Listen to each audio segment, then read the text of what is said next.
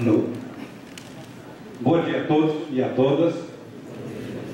Para nós é um prazer muito grande estar aqui presente com todos vocês.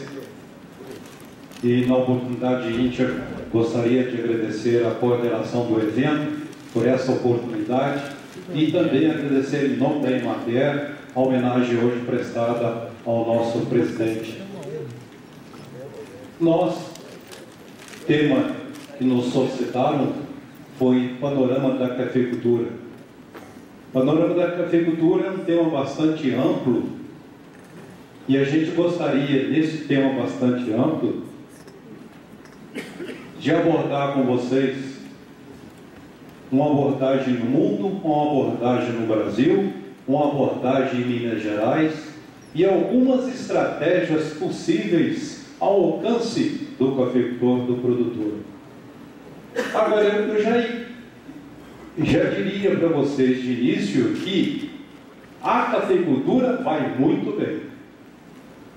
Vocês poderiam estar pensando, mas o café vai bem? Vai bem sim, nós vamos mostrar que vai muito bem.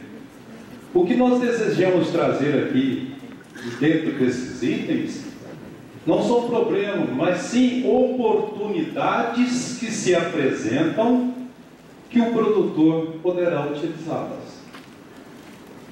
E eu tenho um slogan bastante antigo de meu avô, que Deus o tenha, que sempre dizia o seguinte: cavalo arriado só passa uma vez. Ou seja, ou você aproveita e multa, ou deixa ele passar. E as oportunidades na vida são assim também. Nós temos oportunidades a todo momento. Às vezes, a gente deixa a oportunidade passar e não aproveita, né?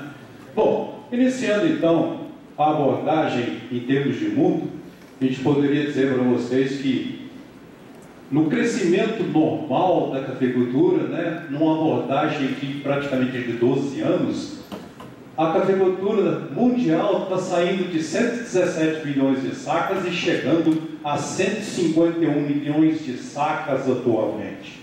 Ou seja, um crescimento bastante amplo, né? Um desempenho excepcional. E onde o Brasil, né? O Brasil não, onde o desempenho do café em termos mundiais, ele está o quê? Com a taxa de crescimento anual aqui de 2,1%. E nesse período todo, ele está com um crescimento de 29%. Ou seja, em 12 anos nós tivemos um crescimento de quase 30% na produção mundial. E as perspectivas, quais são as perspectivas? Segundo o GEOMON, que é o Grupo de Estudo de Marketing e Comportamento do Consumidor aqui na UFLA, nós deveremos estar em 2021 com uma produção em torno de 185 milhões de sacas produzidas no mundo. Ou seja, um acréscimo aqui de 40 até 50 milhões de sacas no mundo. E aí eu perguntaria o seguinte: qual país no mundo apresenta sustentabilidade para fornecer essa quantidade de café que o mundo precisará no futuro? Eu não vejo outro país a não ser o Brasil.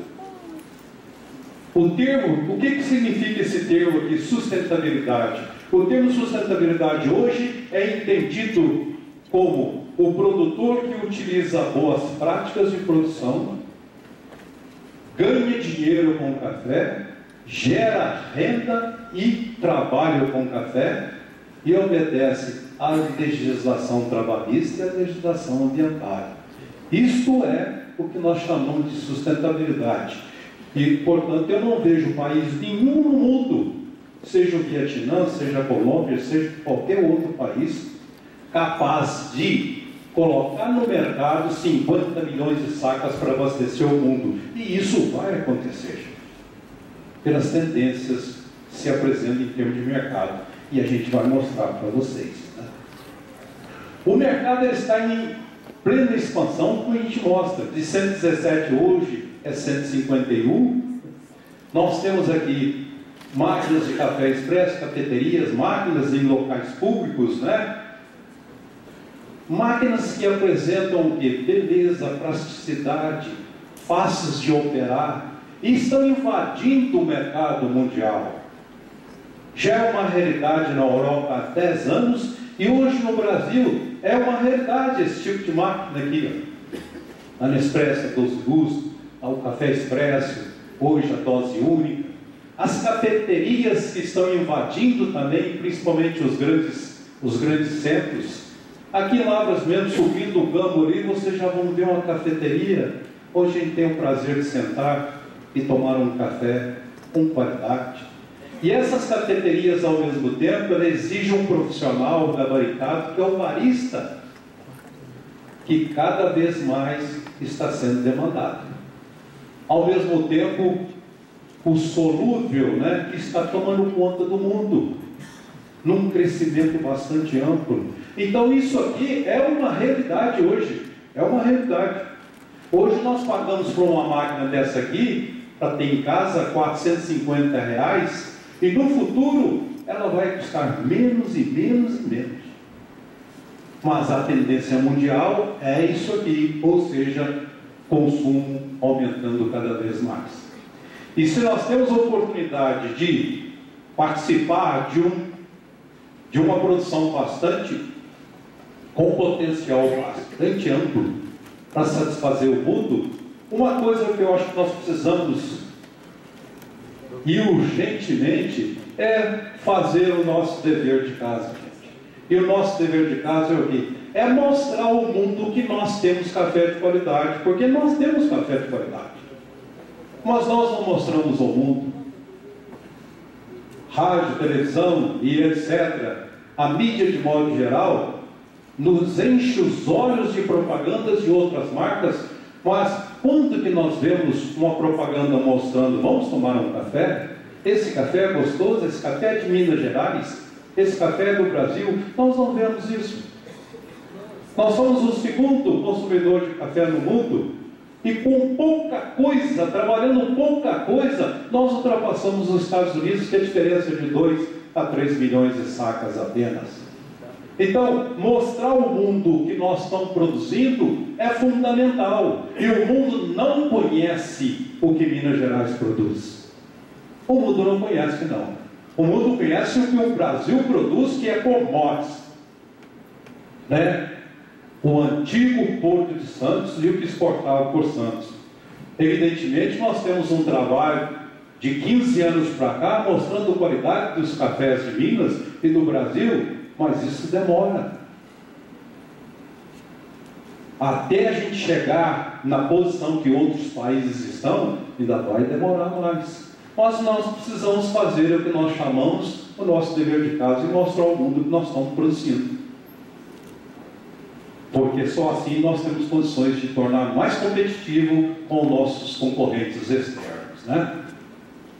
Na produção do ranking mundial, o Brasil, como sempre, né, é o primeiro produtor. Esses dados são dos Estados Unidos, né, com uma produção de praticamente 56 milhões de sacas de café, com uma participação em 2013, né, de 37%.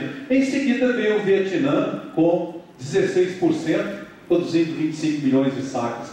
E aí, na sequência, Indonésia, Colômbia, Etiópia. Ou seja, nós temos o Brasil em primeiro lugar, e do segundo até o nono, nós temos os nossos chamados concorrentes, né? Porque nós estamos concorrendo não é com o Espírito Santo, não é com São Paulo, não é com a Bahia. Nós estamos concorrendo é com o Vietnã, a Indonésia, a Colômbia, a Etiópia, Honduras, a Índia, o Peru, Uganda e por aí afora. Mas o Brasil mantém a primeira posição com uma participação excepcional de 37% da produção mundial. Agora, é muito importante a gente observar as tendências que se apresentam no mundo. E quando a gente observa que, fazendo já uma avaliação durante alguns anos, né, desde 89 até 2013, o comportamento do Robusta e o comportamento do Arábica. E a gente vê? A gente vê que em 89 nós estávamos produzindo 69 milhões de arábica. Em 2013 passamos para 89, ou seja, né, um acréscimo de 20 milhões de sacas. Mas observa agora o que está acontecendo com o Robusta. Em 89, 27 milhões de sacas, e em 2013, 60 milhões de sacas dobrou. E a tendência é o quê? É crescer mais ainda. É crescer mais ainda. E quando a gente adota determinadas políticas de segurar o produto, de segurar o café, como nós vamos mostrar à frente, alguém aproveita a oportunidade que está apresentando em termos de mercado. E quem que aproveitou a oportunidade foi justamente o Robusta. Os nossos concorrentes, eles têm algumas características bastante importantes.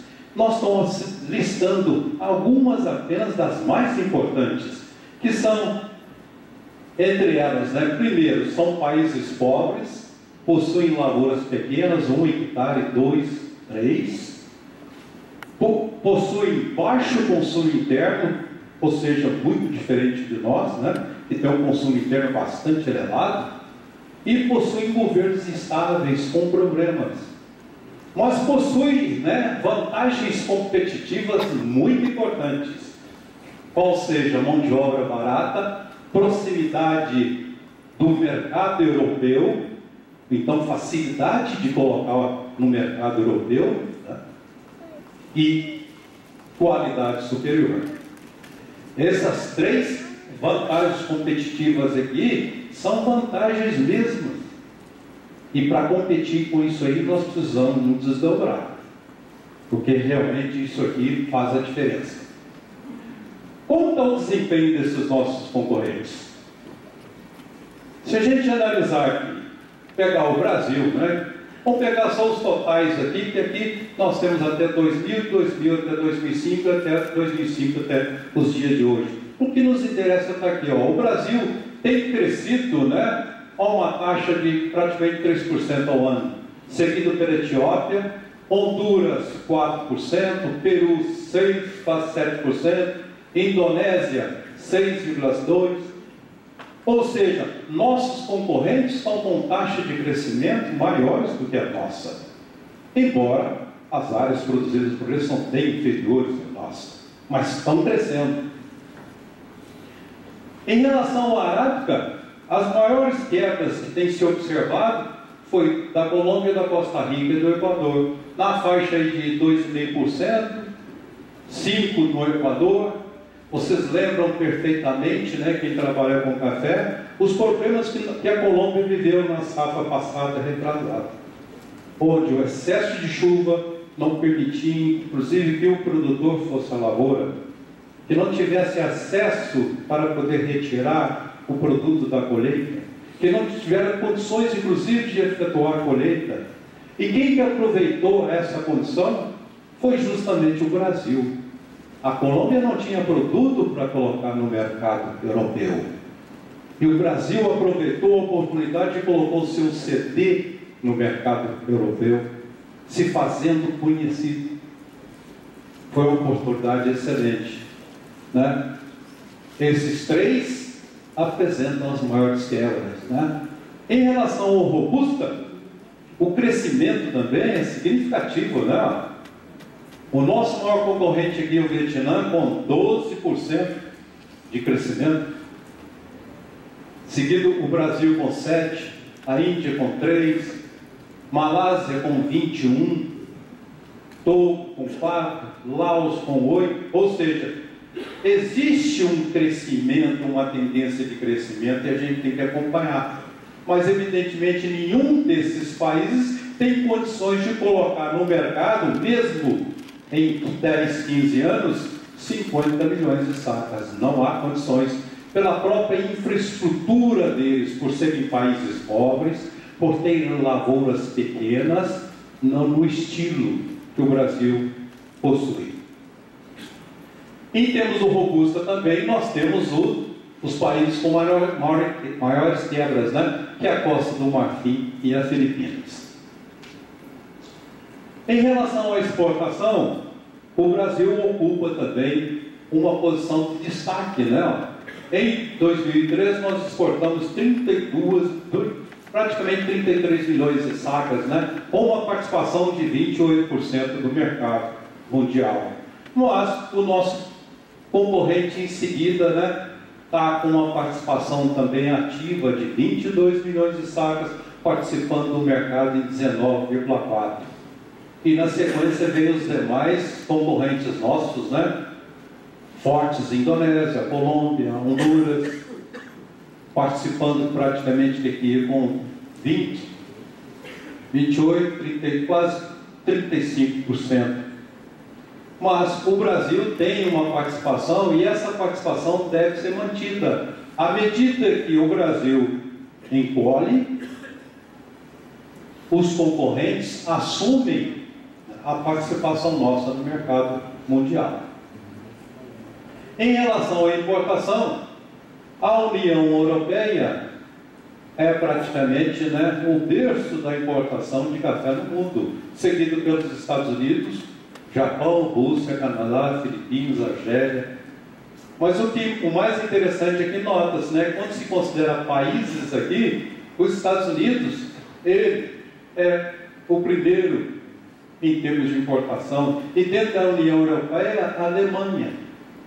A Alemanha, inclusive, importa todo o café verde no mundo, agrega valor, transforma e reexporta café, ganhando mais dinheiro do que nós que somos produtores. No complexo café, o valor médio das exportações e os principais destinos, né, a gente observa que do primeiro até o quinto lugar, que nos interessa aqui, Alemanha, Estados Unidos, Japão, Itália e Bélgica, é o berço da importação e destino de café. Ou seja, esses países aqui são o objetivo de nós produzirmos café. Então, atendê-los adequadamente é o objetivo nosso. É a razão da existência nossa. No consumo, a União Europeia, né, os Estados Unidos, depois seguido pelo Brasil, Japão, Rússia, na mesma sequência que nós apresentamos anteriormente. O que se nota é que o Brasil é um grande consumidor de café. Em 2013, segundo dados dos Estados Unidos, né, consumindo 20 milhões de sacas. E às vezes, normalmente, às vezes as pessoas nos perguntam: mas como pode? O Brasil exporta 33 milhões de sacas, consome 20 milhões de sacas e colheu menos de 50 milhões de sacas. Esse tipo de indagação, ele está com os dias contados em termos de qualidade das informações, porque à medida que nós estabelecemos um programa de georreferenciamento no estado de Minas Gerais, nós teremos os dados realmente fidedignos, onde a gente possa fazer programação, planejamento de uma forma mais adequada. Onde a produção nossa, né, ela tem que normalmente ser maior do que nós estamos exportando e consumindo, uma vez que se o estoque está muito baixo. Então, ainda temos problemas sérios de informações do Brasil. E isso só será sanado com um trabalho bastante profícuo na área de georreferenciamento, que Minas está tomando a vanguarda através da Universidade Federal de Lavras. Bom, aí vem algumas colocações bastante interessantes que a gente gostaria de deixar com vocês, que são: nos últimos 10 anos, o consumo mundial de café cresceu em média 2,5% ao ano. A produção avançou em média 1,6%, ou seja, nós produzimos menos do que o que foi consumido. Esse descompasso, né, gerou déficits que somam 50 milhões de sacas, o que equivale a praticamente uma safra brasileira. E levou o quê? Os países a consumir os estoques. que atualmente estão bastante baixos. Se a gente observar o estoque final nos países, nós vamos ver que a União Europeia está hoje com 10 milhões de sacas, os Estados Unidos 5, o Brasil 4, num total de 27 milhões de sacas. Estoque bastante baixo. Se a gente pensar que o mundo consome entre 12, 13 e 14 milhões de sacas por mês, esse estoque aqui é muito pequeno, né? Se a gente analisar o comportamento da relação estoque-consumo durante os últimos 12 anos, nós vamos observar o quê? Nós vamos observar que em 2000, a relação entre o estoque final e o consumo era de 85, em 2013 é 19,7, ou seja, né?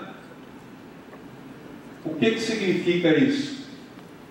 Que a relação entre o estoque final e o consumo, nós tínhamos já de 85%. Em 2013 era apenas de 20%. Se a gente analisar agora, de uma forma mais fácil de entender, né, a capacidade de abastecimento, razão entre o estoque final e o consumo diário, nós vamos ter aqui que em 2000 nós tínhamos estoque para 310 dias. Já em 2013, o estoque é apenas para 72 dias. Ou seja, 2 meses e meio.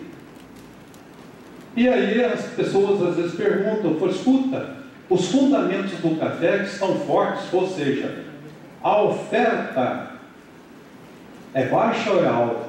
Nós temos estoques apenas para 72 dias. Então está faltando café? Se falta café, se o estoque está baixo, como que o preço está praticamente estabilizado? Aí a gente tem que lembrar que os fundamentos do café, a oferta e demanda, eles representam apenas 40% do preço do café. Os outros 60% é a economia que controla e que dita. Nesse período em que o café teve preços menores, nós tivemos sérios problemas com quem? Com os nossos destinos finais do café, que foi justamente a Europa. E mesmo assim a Europa ainda está em crise. Países como, por exemplo, a Grécia, como a Turquia, como a França, como a Espanha, como a Bélgica, que são importadores e consumidores de café, se encontram, no próprio Estados Unidos, se encontram com a economia com problema. Os Estados Unidos está saindo de uma situação delicada atualmente. Então a economia deles, se a economia deles anda mal, a condição para nós também é prejudicial, porque nós dependemos deles, que são excelentes consumidores de café. Então, hoje, o estoque nosso só dá para 72 dias. Em termos de consumo no mundo, nós falamos anteriormente com vocês, né? Olha que o Vietnã e a Colômbia consomem 1 quilo de café per capita por ano. Quer dizer, são produtores de café, mas o consumo de café por os países concorrentes nossos são muito pequenos. Apenas aqui, considerando os exportadores, Vietnã, Colômbia, Costa Rica, Venezuela, Honduras, o Brasil está acima da média mundial, que é 5,15. O Brasil está hoje com 5,82. E nós produzimos café para quem? Quem vive principalmente em clima frio, né? Que consomem 12 quilos de café por ano. Bem, praticamente quase o dobro, né? Do café mundial. Em termos de mundo, e como é que anda a situação em termos de Brasil, né? Em Brasil, a gente poderia dizer o seguinte: um dos maiores gargalos que nós estamos enfrentando é justamente mão de obra hoje. E mão de obra, segundo as tendências mundiais, a mão de obra é escassa, a mão de obra é cara e a tendência é acentuar mais ainda. Ou vai se tornar mais cara ainda e mais escassa. O Brasil, nós temos 20 8,9 milhões de habitantes no meio rural. As regiões norte ou nordeste ainda representam uma taxa alta no meio rural, de 48,6%, e constitui celeiro de importação de mão de obra, principalmente na época de colheita, para nós aqui. Depois vem a região nossa, a região sudeste, que representa aí 18,4% da mão de obra rural no campo. A estrutura fundiária brasileira, ela é bem diferente da estrutura fundiária de café que caracteriza principalmente Minas Gerais. Se observa perfeitamente que na estrutura fundiária brasileira, grandes propriedades representam 60% da estrutura brasileira. Ou seja, o Brasil é um país de grandes propriedades. 60% dos 623 milhões de hectares, nós temos 375 milhões de grandes propriedades, 60%, 108,5 milhões de hectares com média propriedade, representando 17,4%, e pequenas propriedades, né, representando aí 13,1%, 81 milhões de hectares. Ou seja, grandes propriedades caracterizam a estrutura fundiária brasileira. No café, a situação é inversa. Até 50 hectares de área cultivada de café, nós temos 77% das áreas. Então, bem diferente disso aqui, né? Como é que está a produção brasileira de café? A produção brasileira de café vem crescendo. Agora vem crescendo por alguns fatores que a gente tem que chamar a atenção, que é a distribuição geográfica da produção cafeeira nacional. E ela mudou de lugar. Antigamente a gente lembrava que se concentrava aqui no Paraná, São Paulo, Minas, tentando fugir principalmente das grandes geadas, das regiões frias. O café subiu e foi parar no Cerrado Mineiro, foi parar no Cerrado da Bahia. Objetivando o quê? Objetivando saída dos grandes problemas, porque o cafeicultor, principalmente de São Paulo, do sul de Minas, nas regiões onde a geada pegava, ele tinha aquela certa intranquilidade, porque, segundo o vizinho, ele sempre dizia o seguinte: geada é muito bom, mas na lavoura do vizinho, na minha não. Então a pessoa não dormia direito. Então, o que aconteceu com a cafeicultura? Ela subiu, e hoje é uma situação completamente diferenciada. Se a gente analisar, por exemplo, só o Cerrado Baiano, não precisa ser o Cerrado Mineiro não, o Cerrado Baiano, nós vamos encontrar essa situação aqui, ó. É uma cultura altamente tecnificada, irrigada e mecanizada. Custo de mão de obra, 4% do custo total deles. Quando você compara com o sul de Minas, é 40%. A mão de obra no sul de Minas é 40%. A mão de obra em São Paulo é mais ainda, é 60%, com todos os problemas que nós estamos vivendo.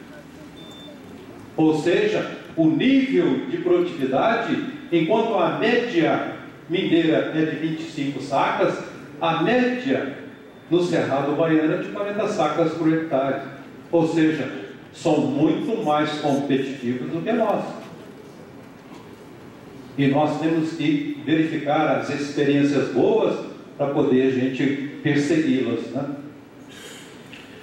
No ranking de produção mineiro, Minas Gerais vem ocupando o seu espaço aí, ó, já há algumas décadas, variando 49, 51, 52, mas geralmente em torno desse valor aqui de 52%. A metade da produção brasileira é produzida por Minas. E como o próprio reitor falou, o sul de Minas representa também 50% da produção mineira de café. Analisando os últimos 12 anos, né, do comportamento a produção mineira, nós vamos observar que houve um crescimento bastante satisfatório. Nós saímos aqui de 33 milhões de sacas em 2000 e estamos fechando, ou vamos fechar, né? 2012 fechou em 50 milhões. E, segundo os dados da Conab, saído agora em maio, né? Nós vamos fechar a safra 2013 em 48,59 milhões de sacas. E o que você observa aqui, né?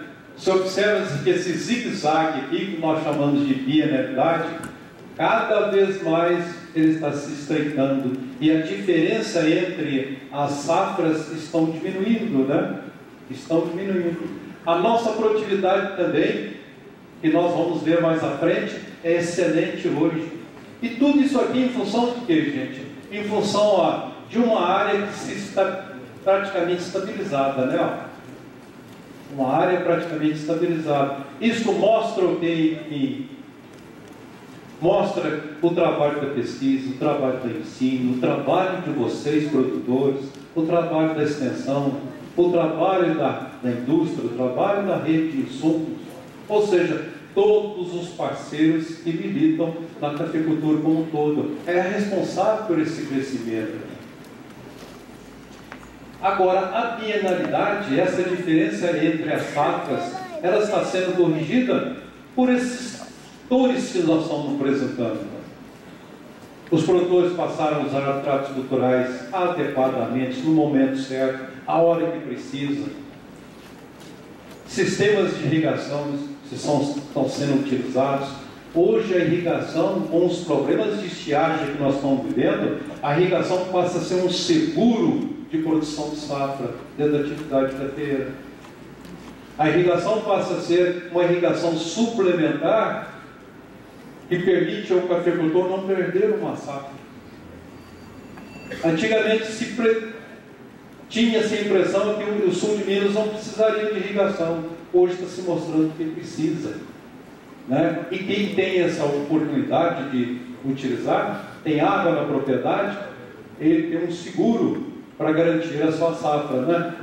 As podas de cafeeira, as podas que estão sendo utilizadas atualmente, que permitem ao cafeicultor, às vezes, ficar um ano sem produzir e dobrar a sua produção, o adensamento das lavouras, a renovação de cafezais e o avanço no Cerrado Mineiro. Isso está permitindo que o ano passado nós tivemos uma safra de 50 milhões e esse ano nós vamos ter uma safra de 48 milhões. Se a gente voltasse aqui e observasse isso aqui,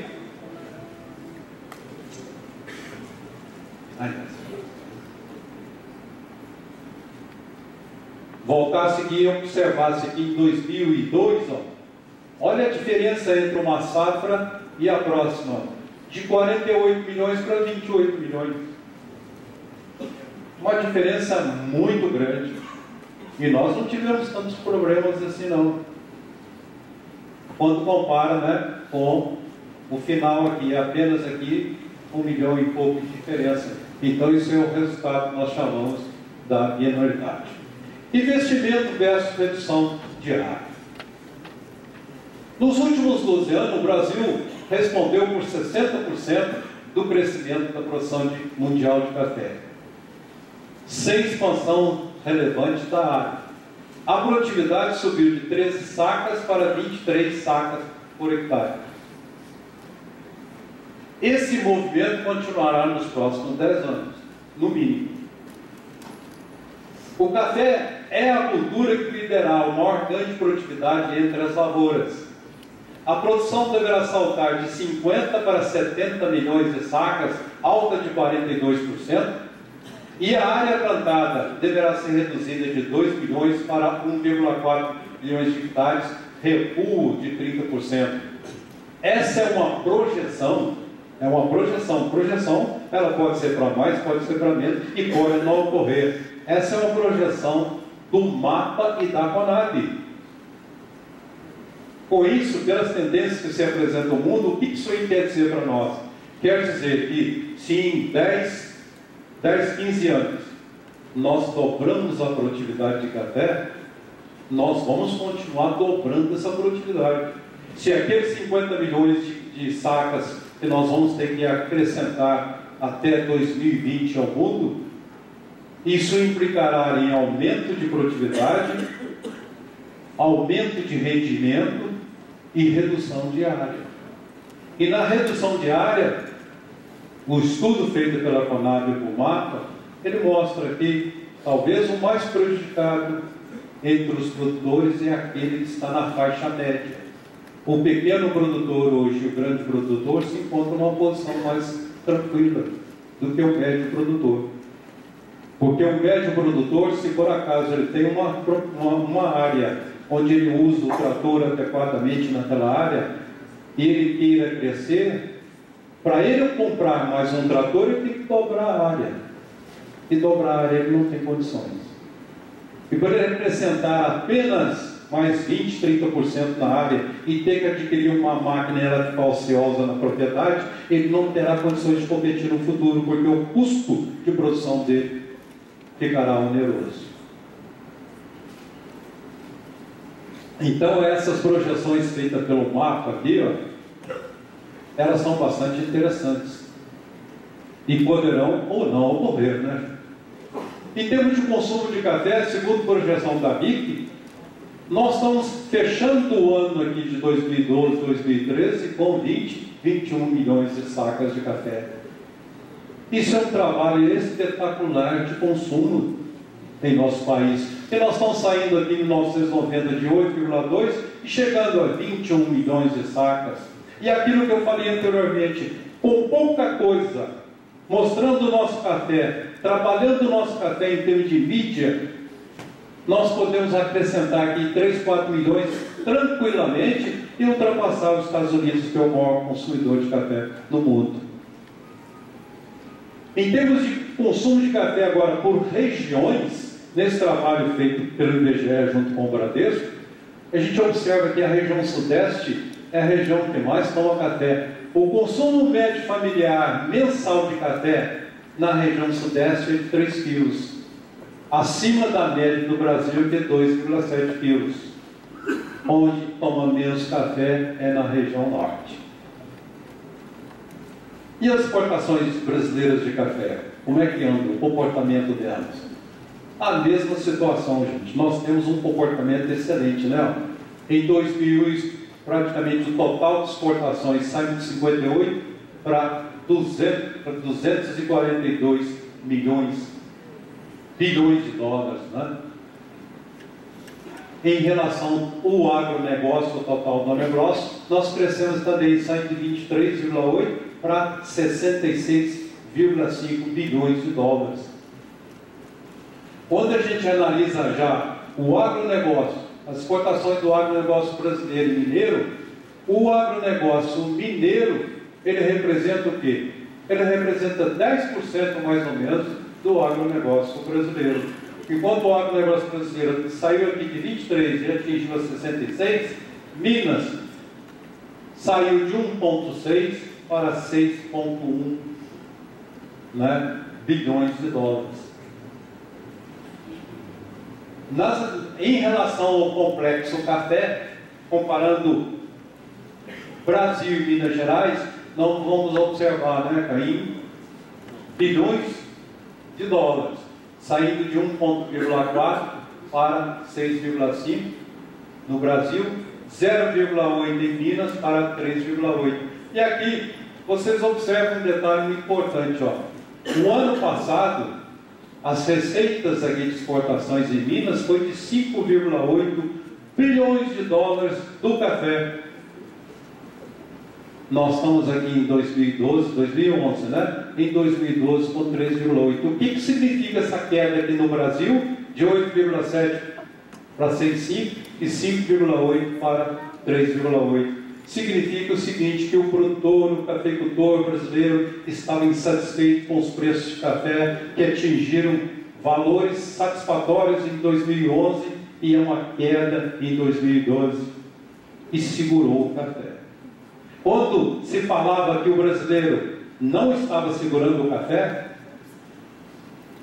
os dados provam aqui tranquilamente que segurou as receitas de exportação.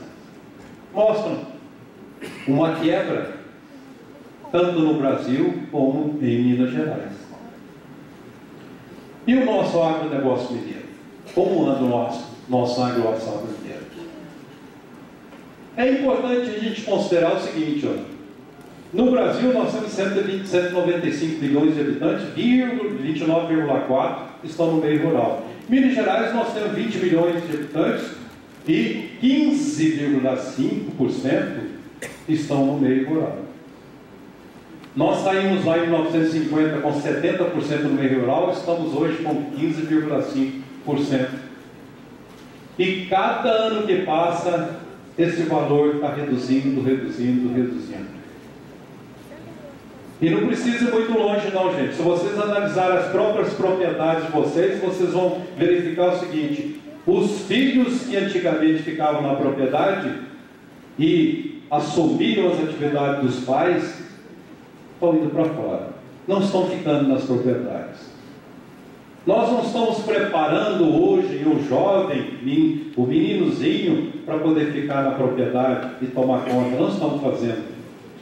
Nós temos uma legislação que eu pessoalmente considero que é a peça, onde nós não podemos educar os filhos a ficarem na propriedade. Porque um filho que está lá na propriedade, você pega uma marmita para levar para o pai, só uma marmita para levar para o pai almoçar, ele está sendo educado na propriedade, nem isso ele pode fazer. E isso, a longo prazo, isso é perverso, e muito perverso. A gente tem que mudar isso, porque é educando desde criança, desde pequeno, que a gente vai mostrar o que é importante, o que é valoroso para a criança. Só escola não resolve também não. O carinho e o amor é muito importante, e o trabalho mais ainda, né? Então, Minas Gerais hoje, né, em 2011, ela está com 15,5% da população mineira de 20 milhões no campo, ou seja, 3,1 milhões de habitantes no campo, e cada vez diminuindo mais, né? O café, em relação à ocupação no território mineiro, ele ocupa uma área de 1 milhão, próximo de 1 milhão, representando aqui 1,8%. E o produto interno do agronegócio mineiro, que é muito importante para nós em Minas Gerais. Se a gente analisar aqui, ó, o PIB do agronegócio brasileiro em 2013 é de 1 trilhão de reais. Minas Gerais participa com quanto? Participa com 150 bilhões de reais. Quando eu analiso dos 150 bilhões que Minas Gerais participa, né, a agropecuária na qual o café está inserido representa o quê? 40% disso aqui. Ó. É um valor bastante elevado, né? E a cafeicultura mineira nossa? Como é que está o comportamento dela? Nós já mostramos isso inicialmente, né, que Minas Gerais produz 50% do café brasileiro. Agora, como é que está o comportamento da cafeicultura nossa mineira durante os últimos 12 anos? É o mesmo comportamento do Brasil. Ó. Nós saímos aqui de 14 milhões de sacas e estamos atingindo, segundo os dados da Conab, vamos atingir 25 milhões de sacas. Um crescimento, né? Um crescimento excepcional. A produtividade é a mesma coisa. Nós estamos saindo aqui de 16 sacas por hectare, atingindo 24,6 sacas por hectare. É um crescimento satisfatório? É excelente, né? Nós crescemos em 12 anos 84% em produção e crescemos 49% em produtividade. Aí vocês poderiam perguntar, mas isso está bom? Está ótimo, mas nós precisamos melhorar, e a tendência, o que se mostra, o que se precisa ser feito para frente, é que nós vamos dobrar isso em termos de desempenho futuramente, para poder atender às necessidades e exigências do mundo. Em relação às regiões produtoras mineiras, O sul de Minas, né, representa praticamente a metade da área cultivada, né, com 519 mil hectares, seguida pela zona da mata e o Triângulo Mineiro, dando o que a Conab está projetando aí em torno de 25,4 bilhões de sacas. Em termos da área plantada, o crescimento praticamente de 90 até 2009 é de 16%. A área praticamente decresceu aqui até 96, subiu até mais ou menos 2002, manteve estabilizada até 2007, cresceu novamente em 2009 e hoje ela está estabilizada. Nos últimos 5 anos nós estamos com a área estabilizada, não só a nível de Brasil, como também a nível de Minas Gerais. E mesmo com a área estabilizada, nós estamos dobrando a produtividade, estamos dobrando a produção. E essa figura, bastante complicada de a gente ver, né? Mas era só para mostrar para vocês que nós pegamos os 100 municípios maiores produtores de Minas Gerais e fizemos um trabalho de levantamento de qualidade de vida nos 100 maiores municípios produtores de Minas Gerais. E a conclusão que nós chegamos é que dos 100 maiores produtores de Minas Gerais, a área de café, quando ela chega a 10 mil hectares, acima de 10 mil hectares, a qualidade de vida melhora nos municípios que plantam café. Não é à toa que café, né, tem não só a capacidade de reunir todos vocês aqui, como tem também a capacidade de gerar renda e emprego para Minas Gerais. Por isso que café é importante. A qualidade de vida melhora nas áreas à medida que eu vou ampliando a área cultivada de café.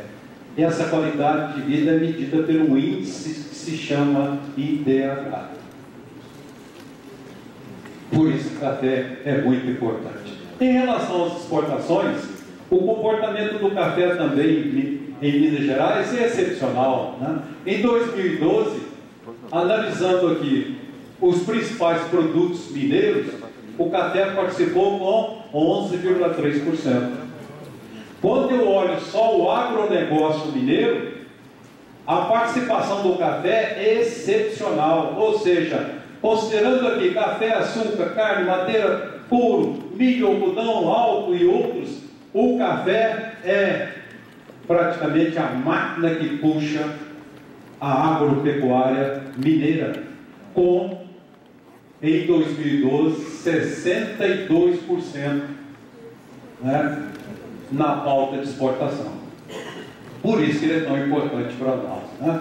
Em relação ao complexo café e nas exportações, a gente nota perfeitamente o crescimento. Ó. Nós saímos aqui de 837 milhões de dólares, né? E estamos chegando aqui em 2012 com 3.785. Um crescimento excepcional também, né? Se a gente for comparar isso, 452% em 12 anos. Mostrando esses panoramas de uma forma geral, a gente diria o seguinte, que existem alternativas para continuar na atividade cafeeira e ganhar dinheiro? Existe. E quais seriam essas alternativas? O cafeicultor, em função do que nós estamos apresentando, ele pode estar raciocinando da seguinte forma. Ele pode estar raciocinando da seguinte forma. Será que o preço do café vai subir? Será que vai haver quebra na Colômbia? O governo vai atuar de uma forma favorável ao cafeicultor?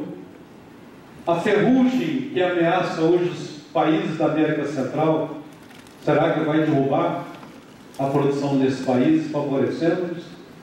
Né? Os granizos que têm preocupado muito a gente nos últimos anos deverão voltar a acontecer? E geada, nem tanto, né? Quanto tempo nós não temos problema de geada? Porque o café deslocou-se das regiões frias para as regiões mais quentes. Mas granizos e veranicos já constituem alguns problemas, né? Em relação a preço, nós precisamos trabalhar dentro da área de comercialização com preço, mas de uma forma proativa e de planejamento. Eu estou analisando aqui apenas os 5 anos. Em 2008, o preço médio do café foi de 260. 2009, 263. 2010, 310. 2011, 494,9. E 2012, 390. E ontem caiu mais 3 pontos, na faixa de 290, mais ou menos. Agora eu pergunto aos cafeicultores o seguinte: nós devemos trabalhar com o mercado de uma forma de planejamento ou devemos especular no mercado? São duas coisas distintas.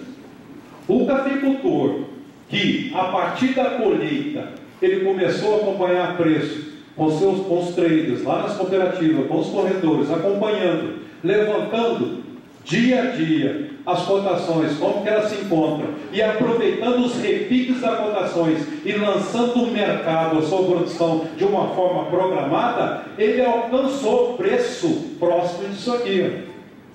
Alcançou preço próximo disso aqui. Agora, não pode acontecer, como nós vimos acontecer diversas vezes, principalmente aqui em 2011, quando o café chegou a 550, o produtor, eu vou esperar que vá a 600. Eu vou esperar que vá a 700. E informações irresponsáveis mostrando aos cafeicultores que o café iria a R$1.000 a saca, fez com que vários cafeicultores não vendessem.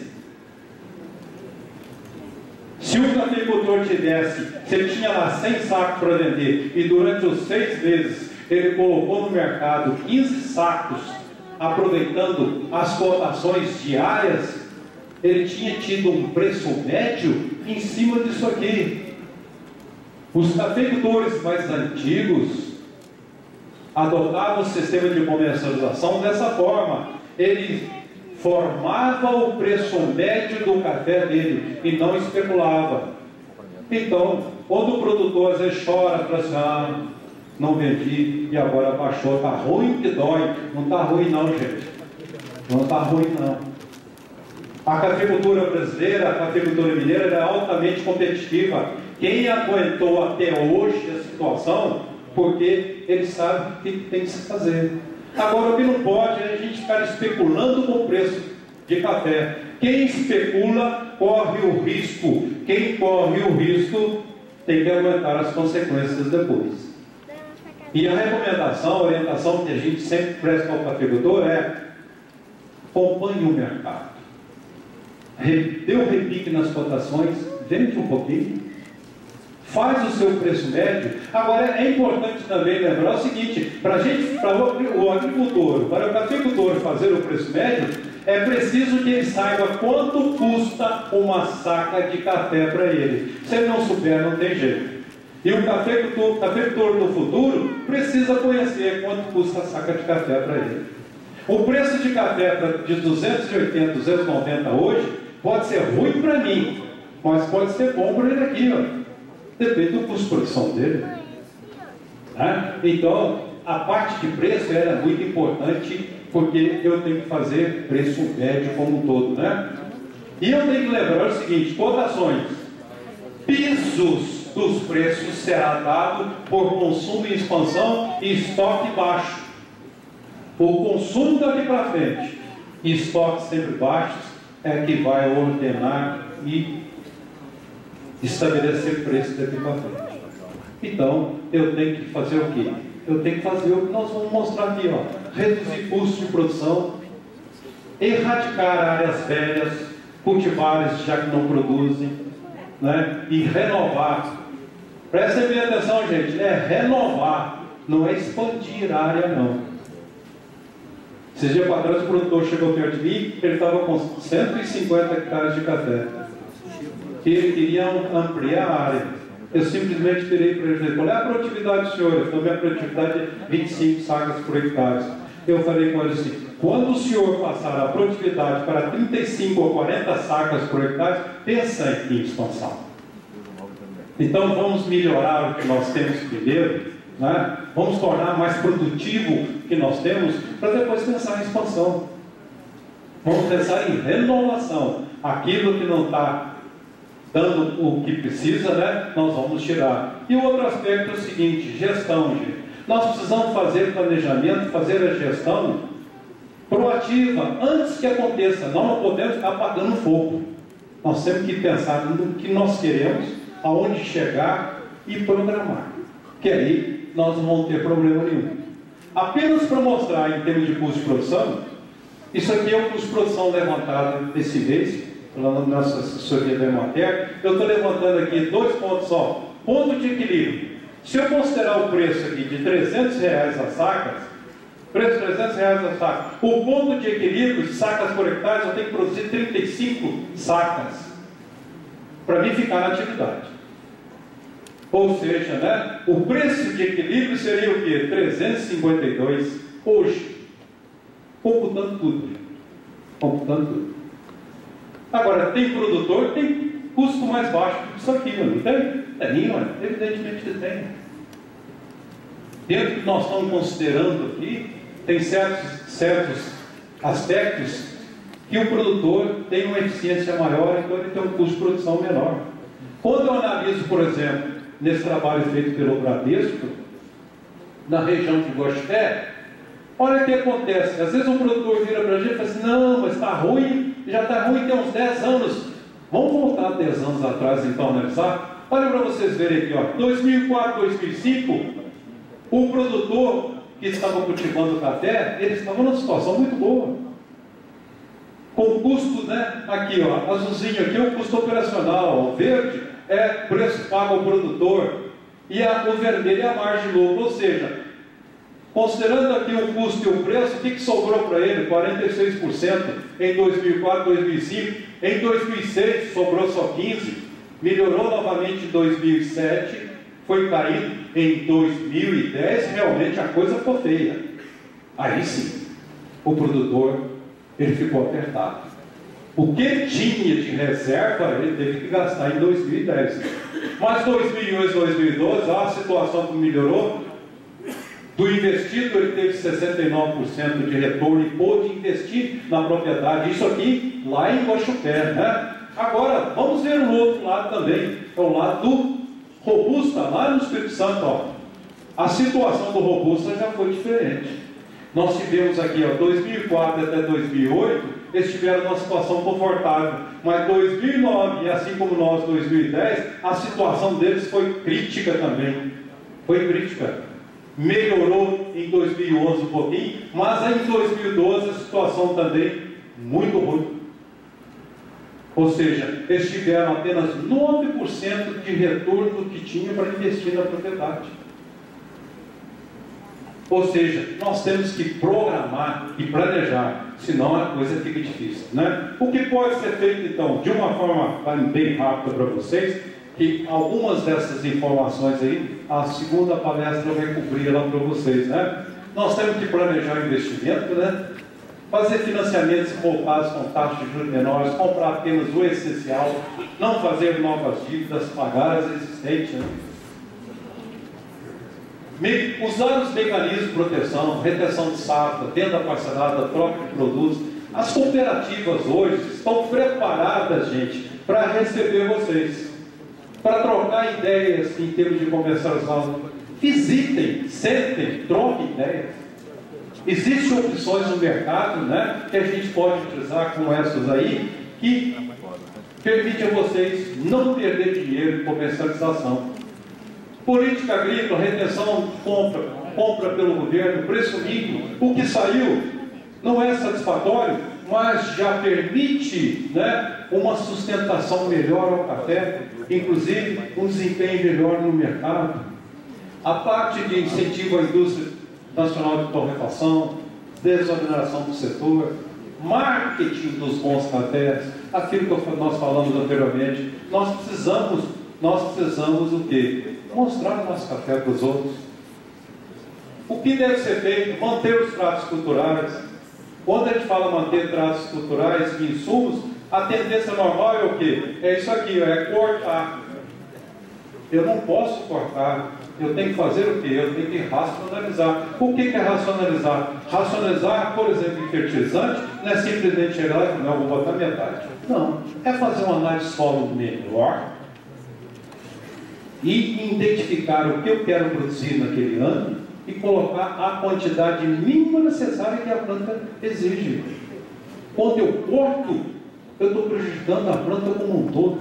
E às vezes eu estou cortando um adubo que é essencial, aí eu não vou ter nada. E o café não perdoa. Café não perdoa. Se vocês não colocarem o produto que ele necessita, pelo menos na menor quantidade, ele vai tirar da própria planta e matá-la na próxima safra. Então eu tenho que racionalizar, né? O manejo de lavouras com podas, que é hoje das melhores tecnologias para você equacionar a produção, diminuir custo. E a mecanização. Não tem saída. Nós temos que buscar a mecanização.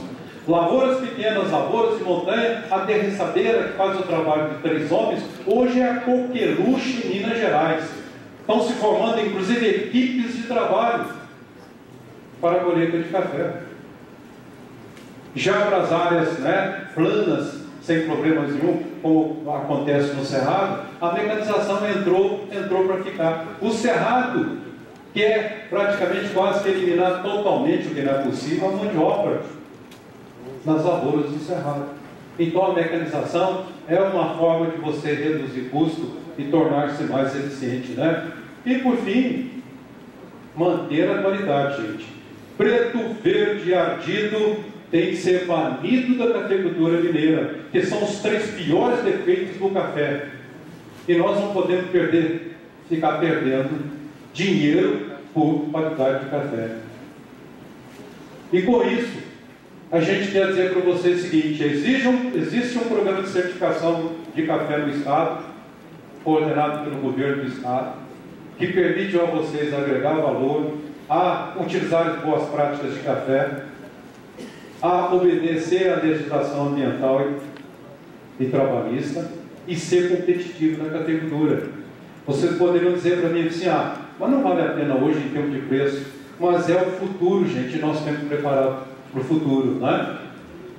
Participar como vocês estão participando aqui de atividades, né? Isso é importantíssimo. Nós precisamos o quê? Nos capacitar, estar perto da informação, levar e trazer informação. Nós precisamos também o quê? Diversificar a produção, não ficar pendente simplesmente em café e leite. Se a propriedade tem condições de absorver outras, que venha. Numa situação de desconforto, né? Uma acaba corrigindo a outra. E buscar as informações necessárias das cooperativas. É importante a presença do cafeicultor na propriedade, mas é importante também o cafeicultor fora da porteira, sabendo o que está acontecendo lá na cooperativa, no mercado como um todo. Né? Meu tempo já está praticamente escasso, né? Então eu gostaria apenas, encerrando as minhas palavras, fazer 2 convites a vocês. O primeiro convite é que vocês participem da edição 2013 do concurso de qualidade de café do Estado de Minas Gerais. O que é isso aí? É uma forma que você de agregar valor ao café, de ganhar dinheiro com café, não no momento, mas futuramente. Através das amostras que vocês encaminharem, a gente estará analisando, levantando os principais problemas que vocês tenham na propriedade e devolvendo isso a vocês para que na próxima safra não ocorra. E o segundo convite é, em setembro, estará sendo realizada, né, a 50ª reunião da OIC. Será realizada em Belo Horizonte, nessa semana aí, a Semana Internacional do Café. Ela está sendo preparada desde o ano passado com muito carinho. 97 nações estarão presentes em Belo Horizonte. Está sendo feita uma programação toda especial, muito empenho do secretário de Agricultura, e todos nós esperamos que vocês possam participar dessa semana. Eu agradeço a atenção de vocês, a oportunidade de estar aqui, né? E espero uma oportunidade de estar conversando com vocês novamente, né? Trocando ideias, que para nós é um prazer muito grande. Muito obrigado pela atenção.